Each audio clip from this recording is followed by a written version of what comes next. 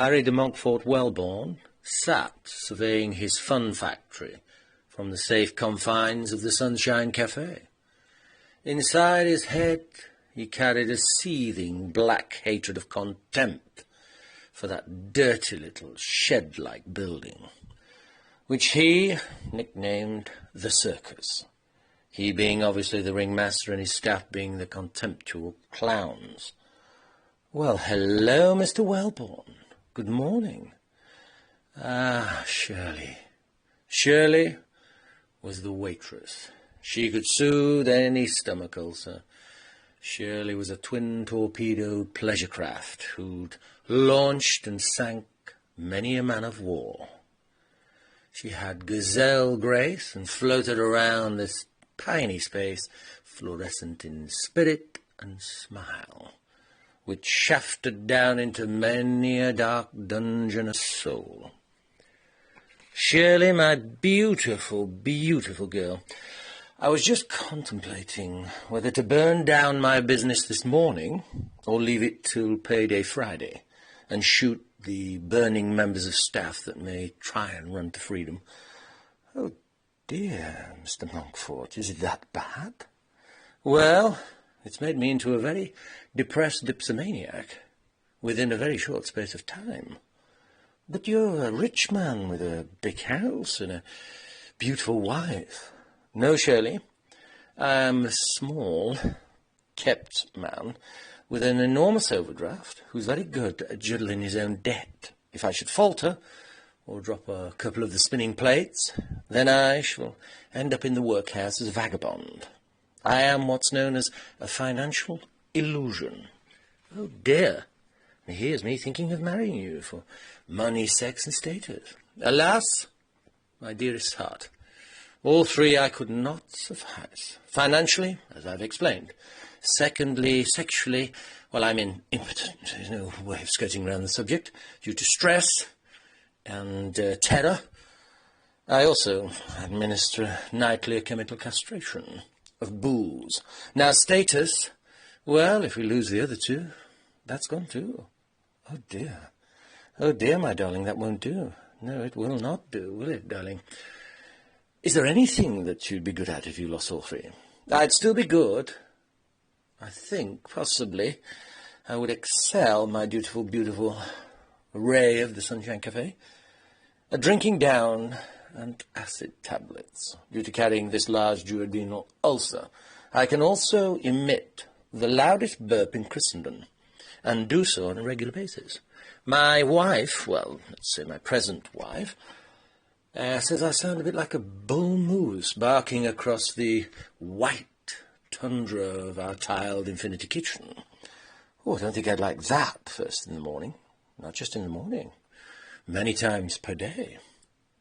Oh, I can't say that's much of an arousal. No, it's quite terrifying in actual fact if you're not ready for it. I mean, my old grandmother, well, her grandmother, she jumped and fell down the patio steps the other day when I emitted one of my finest loud belches, and fortunately I did manage to catch a hold of her. But she's due to eat overeating and claret and cheese and God knows what. She's put on that much weight. I dislocated my arm, tore all the chest muscles too.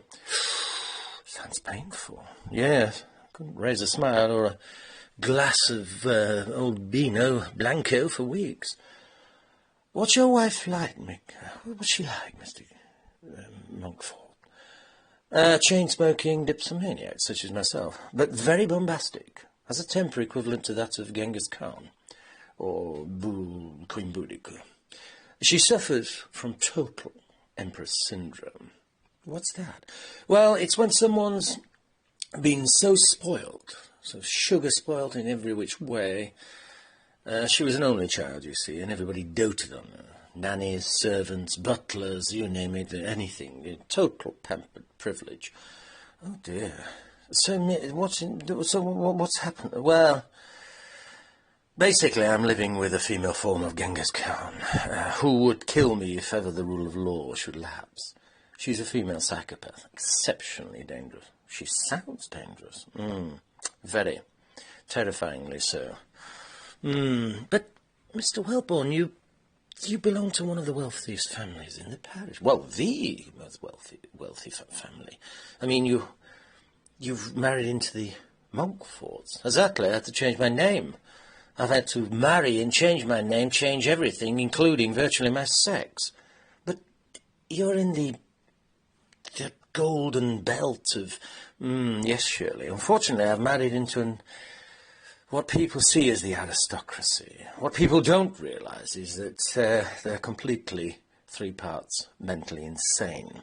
They may look superior, but they're very inferior, in actual fact, in many ways, especially morals, manners, intelligence, scruples in any way. Money, they seem to think money maketh man, not manners. But what about all the glitz and the glamour and the clamour of... yes, they've certainly taken control of a Pandora's jewellery box. Land, money, goods, shackles, every single thing, sports cars, everything. But the aristocracy, unfortunately. But you've married Lady, yes, Lady Barbara, yes. Barbara Monkford. It's meaningless. All it means is that there's 8 centuries of a family that has stayed together since the Norman Conquest, mutating into a bunch of misfits, and that have been marauding over this green and pleasant land, raping, pillaging, and murdering, and even it continues to this present day. Oh, I don't think so. They're one of the oldest and most respected families in this part of England, if not in... yes, yes. Very, very, very wonderful illusion, a bit like mine. But, you see, due to sort of interbreeding and close, shall we say, close connections with one's first cousins, well, even brothers and sisters, their blue blood gene pool has stagnated and festered, and brought forth such terrifying specimens of this sapien. Species, more like. Cleft palates, Munchausen jaws, total gargoyles. Most of them that are hidden away in the cellars are worse than things that fall off the side of the church. Hideous, hideous strain of madness that runs like the Barnsley black coal seam all the way through. Oh, they're mad. But that's where most of the money came from, the seam, as well, in Barnsley seam. I don't see this. I mean, surely there must be 1 or 2 of them that you can look favourably upon? The Wellborns? No. Every single one is mad, and I can only term them as a savage tribe. Oh, you're not painting a very pastoral picture here. I was expecting you to say you were I don't know, the Haywain, Constable's Haywain, because it looks very much like that. No, I can assure you it's more like the scream of schizophrenia belonging to Edvard Munch. Oh, surely I've married into a madhouse. I live estranged from my wife. I'm living down the 3rd driveway in some broken-down mobile home, which... Well, why haven't you taken just, if you have to live apart now, why don't you live in one of the estate cottages? Because, Shirley, my darling, the estate cottages are also full of relatives, which are usually locked in the cellars or in their cottages, and not allowed out until there's some sort of dark night shagfest or blood-worshipping. Oh, this is rubbish. No, no, you can't be as bad as that. I assure you it is. Shirley, my darling, this, when night falls, that Sodom and Gomorrah, it turns into some sort of vampire porn movie. But it can't. What about the Earl? He's beautiful. The Earl of Westcliff is lovely. He doesn't matter so much hair. Totally interbred Looney Tune.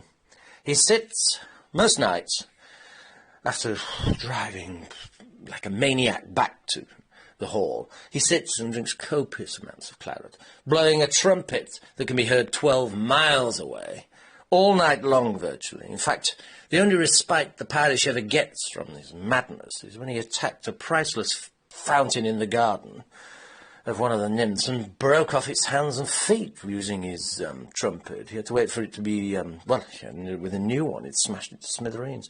He also drinks booze through it. I mean, he fills it full of booze and uses it like a goblet, like some pewter goblet. He thought, in the morning when they questioned him, he said that he thought it was Medusa after having one of the flashbangs. Flashbacks, more like. What's a flashbang? Well, that's the thing. The Wellborns have got this crazy cocaine cocktail that they mix together. Magic mushrooms and cocaine and any other psychedelic herbs that you can lay their hands on. Ooh, sounds like pure party time. Oh, it is. You see, the jailbirds that work in the walled garden, cat-sea prisoners or something that they can let out, they've been caught growing weed and mushrooms, miles off their tits. Instead of reporting them, the Earl has now joined them. In fact, he's grown some, through his horticultural society, he's managed to grow some super-strength skunk and grow some unbelievably whack-out mushrooms. He's on them morning till night. Lives on the mushrooms. So why have they allowed someone like you, I suppose, to marry into the Wellborn family? Ah, simple. Surely, it's a simple blood. As I explained earlier, the blue blood pool has stagnated into a dreadful ghastliness, rather like a wolf pack. The Monkfort madness, over 100 years, turns very, very scary. There are none. There are no good specimens. And so, they have to bring in someone like me. To enter into the wolf pack and bring some good blood with me, so that they can carry on. Otherwise, really, they'd be sectioned into the sanatorium. The hall would be pulled down, and no doubt anything in there, land confiscated, and the pure blood sort of pedigree that the parish always looks upon as being wonderful is actually certifiable if you let it continue. Hence, I've got to come in and bring some decent stuff. Do you think perhaps you're being a little harsh on the family? I mean, come on, Mr. Wellborn. I mean, there's got to be... Well, it's well, they are just feudal overlords. They've been here since the conquest and murdering and maiming and have continued to this day. There's nothing special about them. It can't be as bad as all that. I mean, you're in the lap of luxury. Westcliff Hall is surrounded by beautiful gardens. It's like a paradise. It's an illusion, Shirley. If only you knew the half of it. I mean, my wife, Lady Barbara, she spends all her time in creations of madness that she puts together in her Kit Kat Club. Ever heard of it? No. It's a bunch of bisexuals come trisexuals. Trisexuals? Yes, I mean, it's notorious that some of them, they've not been caught yet, but they've jumped species to get action, shall we say, or arouse. I don't believe you. Well, standing joke, and I mean, it is a standing joke. They definitely need a badger for the bedroom. Otters for the bathroom, and, oh, it's dreadful. Anyway, the old Earl had to shoot a couple of his Labradors last year because they were sexually feral, basically. If you went anywhere near them, they started trying to mate with your leg and wouldn't stop sort of with their cunnilingual kiss, as it was called. Oh, dear. I know. The last thing you need is dog saliva on your genitals, isn't it? Oh, God, it sounds disgusting. Yes, anyway, they have to be taken and shot. They've got little gravestones. In fact, there's little gravestones all around the estate, obviously for the sexually feral pets that they've had to shoot and put down. Oh, God, it is disgusting. So, you've moved out? Yes. Well, you see, the Kit Kat Club, I didn't realise, is like an upmarket bordello. You come back most nights to find so many members of society, well, shall we say aristocracy, stuck to the floor or stuck to the this, that and the rest of it. You've got to sort of, with saliva or whichever body fluids, they're stuck here, there and everywhere. It's like human snails and slugs. You come back and they're dehydrating from booze and stuck to the ornate floors or tiles or something. I mean, I got back the other night to find a London chap telling me that he'd fluffed up 50 fellows and the entry into the hall was actually an act of fellatio. And would I engage? Whew, sounds crazy, is it? My wife, I mean, on the wedding night, she actually said to me, look, I'm a lioness, and I am always in search of a little fresh meat. And then, with about 2 days later, she told me not only was she was a lioness in search of fresh meat, that I was a duck-billed platypus, with a pair of webbed feet, if you please. Well, do you sort of have webbed feet? Of course I don't. It's a euphemism. Surely it's due to my lack of sexual spark. But, I mean, how can you have a sexual spark? The first thing she did was dress up as a dominatrix, stand on one of my bingo wings, and lash me, give me 20 lashes with a cat of nine tails, which is part of the Kit Kat Club, if you please. I mean, how can you get sexually aroused? Oh, I don't know. So does your wife do this sort of all day, or is there something else besides the Kit Kat Club? No. Her entire life revolves around the Kit Kat Club. And don't forget, this coverting carousel of carnal desire is it has to be replenished constantly. I mean, once someone's been involved, they're hardly daft enough to come back. I see what you mean. Very strange. I've never seen anything like this when I've delivered sort of things to the home. No, you won't. But beware. Never enter. I mean, it's marked heaven over the doorbell on one side and hell on the other. I think you're over-egging things. It should be called Sodom Hall. I'm being serious. It's mad. So besides living at Sodom Hall in this interesting situation, terrifying, you mean? I'm in fear. I mean, me and the servants, all we do is carry what's left of half-eaten corpses to their cars each morning, or even at night. This is why there's so much carnage on that top road there, through the woods, the Greenside woods there. So many people have killed themselves on that straight, driving back, in total fear that's been instilled upon them. And you've probably read about it. Oh, I have. Is that due to... Oh, yes. That's due to us loading them into the cars, brimming with piss. Oh, dear. Or powder, or whatever else. Or prostitutes usually sat in the back of the car. It's a triple P pension plan they're on. To be honest, it sounds rather exciting. Exciting? Well, I can assure you it's not. That's why I'm carrying this large duodenal ulcer. It's terrible. I mean, fear of being sodomized or slaughtered at any moment. And what about the children, the new blood, as you say, that you've brought? Well, they're as feral as her. I mean, they've been to every top school. And now, they've just come back from Switzerland. Finished off. God, the state of them. They're just like two feral cats themselves and gone to terrorise London society non-stop. God, how the other half live, eh? Oh, just think of the Roman Colosseum, and you'll not go far wrong. Saturday night sinners, Sunday morning saints. That's the other thing. After debauching and degrading themselves in drunken stupors, they have the audacity to then throw themselves down upon the cold Carrera marble in church and try and beg forgiveness each Sunday. Hell has broken loose on Saturday night. I'm sure most of the Wellborns were just... Well, most of the Wellborns are born with a Welsh silver spoon up their arse and baptised in Bollinger, in the font. It's brimming, so it bubbles. Oh, come on, Harry, it can't be so bad. It is insane. It's mad. So today, what's the Cat Club going to be doing then, Mr. Wellborn? Today? May I call you Harry? Of course you can. Today, I wasn't born a Wellborn, don't forget.